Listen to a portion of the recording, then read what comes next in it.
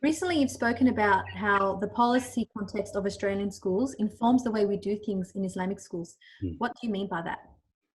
Well, certainly policy has an impact on any school, and policy is going to have perhaps some common as well as some unique influences in the context of an Islamic school. All educators would be aware that they're in a heavy and strong policy context in Australia. And Australia, not unlike other international contexts such as the UK.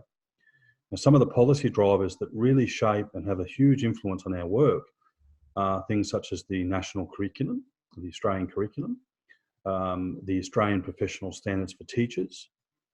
And when you consider, other forces that sort of seek to standardise our approaches or lead to the standardisation of our approaches, like low stakes testing, the impact of NAPLAN in our schools, the impact of my school and comparing schools.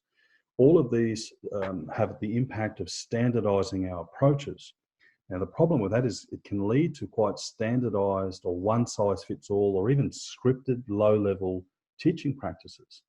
And this firstly, it compromises equity, because not all students or learners are going to respond to such a narrow approach.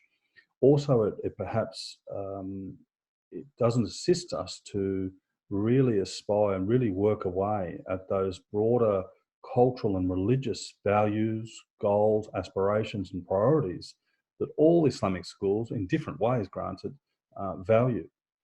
Some researchers talk about the standardisation approach, and this heavy policy context is a threat to equity and sometimes under or threatens cultural and religious justice, if you like.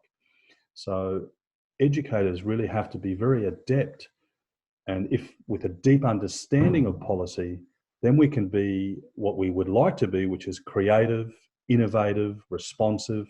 We can work within policy, but not necessarily be governed or limited, is a better word, limited by the constraints of policy.